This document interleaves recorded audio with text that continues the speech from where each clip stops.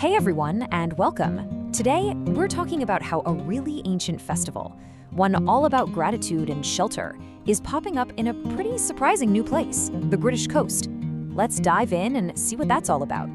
So what on earth connects an ancient trek through the desert with a modern-day British beach? I know, it sounds like the beginning of a weird joke, doesn't it? But believe it or not, the connection is very real, and it's actually making history right now.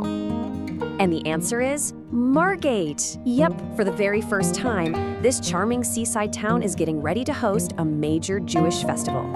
We're talking about a one-of-a-kind mix of ancient tradition and modern-day hospitality.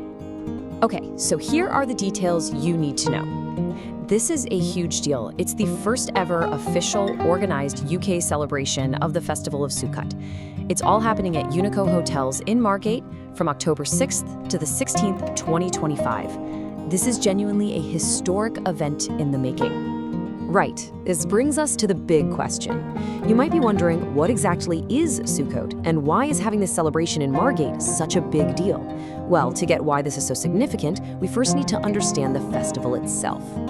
So let's get into it, the meaning of Sukkot. We're going to explore the deep history and the spiritual heart of this amazing festival. Okay, so at its core, Sukkot, which is also known as the Feast of Tabernacles, is a celebration. Think about it. It remembers that 40-year period when the ancient Israelites were wandering in the desert, living in these temporary little shelters. It's a really powerful time for renewal and for being thankful for being protected. Now, to really get a feel for Sukkot, it helps to put it into context. A lot of us have heard of Yom Kippur, right? That really solemn, quiet day of fasting and reflection. Well, Sukkot kicks off just 5 days later, and the vibe is a complete 180. It's all about joy, it's about community, it's about celebration. And there's another really cool layer to it too. Sukkot is tied directly to the farming calendar. It's also called the Festival of Ingathering, which is basically a huge, joyful party to mark the end of the harvest. It's a time to be thankful for everything the earth provides. So how do you actually express all these big ideas, history, gratitude, the harvest? Well, the celebration really centers around two incredible physical symbols. And those are the sukkah, which is a kind of temporary hut, and the arba minim, which is a bundle of 4 different kinds of plants, also called the 4 species. Both of these are absolutely central to the festival. Let's start with the sukkah. You know, it's so much more than just a little hut. When people eat their meals or just hang out in this temporary building, they're getting a physical reminder of how vulnerable we are, but also how we're protected. It's this powerful idea that material stuff doesn't last, but faith and community, those are the things that really see us through. And then you've got the arba minim, the 4 species. You take these 4 plants, a palm, a citron, a myrtle, and a willow, and you bring them together for a special blessing. The symbolism here is just beautiful. Each plant represents a different kind of person. So bringing them together is this amazing picture of unity and community. All right, so now that we've got the backstory on this incredible festival, let's connect all these dots back to that place we started with, Margate.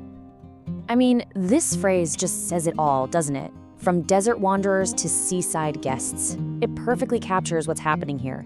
That core idea of journeying and finding shelter as being moved from an ancient desert to a modern British coast. It's a beautiful new take on an ancient story. So, why Margate? Well, the town's got this great mix of seaside charm and a really vibrant, artsy culture. It's kind of the perfect backdrop, a place where you can have quiet, spiritual moments, but also just relax and have a good time. It creates this really unique atmosphere for a first ever event like this. And hey, for anyone who's actually thinking about going, the booking process is unique too. You can't just use the regular hotel websites. To make sure everything is kosher certified and set up perfectly for the festival, you have to use special booking links from the hotel's main page. So as we start to wrap this up, let's just pull back for a second. Why does this event, the first of its kind in the UK, really matter? Because when you get right down to it, Sukkot isn't just about rituals from long ago. It's about really basic human things. Sharing food with people you care about, finding strength by coming together as a community, and just feeling grateful. Those are ideas that anyone, anywhere can connect with. And that is exactly what makes this Margate celebration so cool. It's this perfect fusion of old and new. You get ancient tradition right alongside modern hospitality. You get real spiritual depth mixed with seaside relaxation. It's proof that timeless ideas can find a totally fresh and exciting life today. And this leaves all of us with a final thought to chew on. The sukkah is a physical shelter, sure, but it's really a symbol of a spiritual shelter, one built out of faith and community. So the question for all of us, no matter our background, is this. In our own lives, how do we build our own shelters of connection and gratitude? Something to think about.